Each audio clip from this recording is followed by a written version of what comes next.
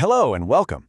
In this explainer, we're going to support your GCSE Computer Science revision by really digging into the key differences between wired and wireless networks. Everything we cover links directly to the J277 specification. Okay, so here's how we'll break it down. We'll start with our learning objectives, then do a quick recap on network performance. After that, we'll dive into wired and wireless connections themselves. And finally, we'll pull it all together with a comparison and some top tips for your exam. Right, Section 1, Learning Objectives. Let's get clear on what you'll be able to do by the end of this. So, by the time we're done, you'll be confident comparing wired and wireless connections. You'll be able to explain the pros and cons of each one, and, this is really crucial for the exam, explain exactly how the type of connection affects a network's performance. We'll also pull back some of that key knowledge you already have on performance factors to build on. Okay, on to Section 2. Before we jump into the new stuff, let's have a quick recap. We're going to revisit some of those essential ideas from Unit 1.3.1 about what actually affects network performance. Right, so let's remember these 4 key factors. First up, you've got bandwidth. It's a bit like the width of a motorway, isn't it? The wider it is, the more data can zoom along at once. Then there's the number of devices. You see, all those devices have to share the motorway, so the more cars, the slower the traffic. The type of connection is a huge one, and that's what we're focusing on today.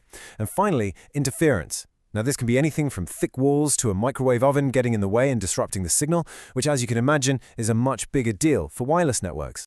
And, of course, none of this happens without the right hardware. Let's just quickly recap. You've got the network interface card, the NIC, which is what lets a device actually connect to a network in the first place. Then a switch, which is brilliant at directing data traffic around a local area network, or LAN. The router is what joins different networks together, so it connects your home network to the wider internet. And finally, the wireless access point, or WAP, which is the bit of kit that actually creates your Wi-Fi signal. All right, Section 3. Let's get into our first main topic and properly understand wired connections, specifically Ethernet. Okay, so what are wired connections? Well, the most important thing to remember is that they use physical cables to send data. The most common type is called Ethernet, and because it's a physical link, you tend to see it in places like schools and offices, places where you have desktop computers that need a really stable, permanent connection, usually plugged into a switch or a router. Now, this is where it gets interesting. All the advantages of being wired really come down to one thing, that physical cable. Because the data is traveling down its own private, shielded path, wired connections can handle much higher bandwidth. That means, quite simply, faster data transfer speeds. They're also way more reliable, because they aren't going to be affected by radio interference from your neighbor's Wi-Fi or, a thick wall. This direct link also means you get lower latency. That's less delay, which is absolutely vital for things like competitive online gaming. And finally, they're more secure. Why? Because a hacker would need to physically plug into your cable to intercept the data. But of course, that physical cable has its downsides too. The biggest one is pretty obvious. You're not very mobile, are you? Your device is literally tied to the wall. Setting up all those cables can be a huge job, especially in older buildings. And what if you want to add more computers? Well, it's not always so easy. It can be much harder to expand a wired network quickly. You might need to run whole new cables or even buy more switches if you run out of places to plug in. Okay, that's wired covered. Let's move on to Section 4 and look at the alternative, wireless connections, or Wi-Fi.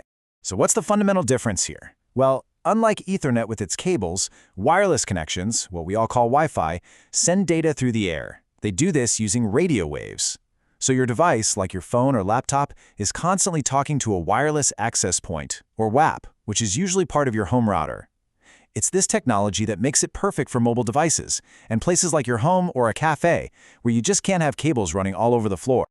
And you'll notice that the main advantages of Wi-Fi are basically the solutions to all the problems we just saw with wired networks. The big one is mobility and flexibility. You can wander around your house with your laptop and stay connected. It's also incredibly easy to add new devices. You just give them the password and they're on the network. No new cables needed.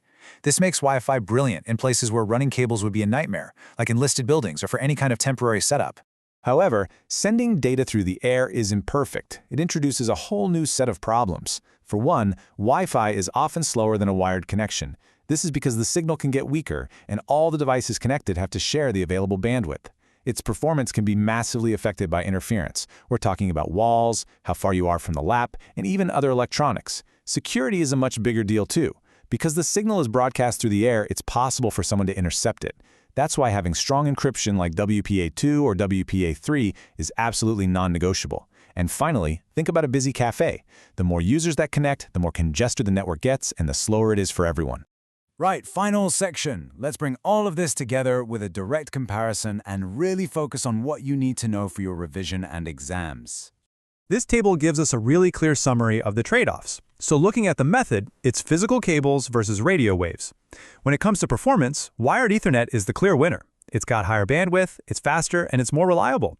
For security, again, wired is more secure simply because you need physical access to it.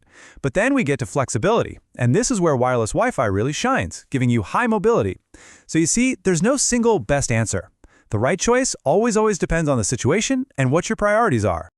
Okay, so you've got the facts, but how do you actually apply this in an exam? Because that's the real skill, isn't it? It's not just about remembering the information, but using it to answer the specific questions an examiner will ask. So when you're in that exam, this is how you need to think. If a question asks why Ethernet is faster, don't just say it's faster. You need to explain why. Talk about its higher bandwidth and the fact it's not affected by interference. If you're asked to compare them, you need to discuss the pros and cons of both, looking at performance, security, and flexibility. And if you're given a scenario, say setting up a network for a school library versus a coffee shop, you must justify your choice of connection type. And here is the biggest exam tip of all. No matter what you're arguing, always link your answers back to those key technical concepts: bandwidth, interference, the number of users, and security.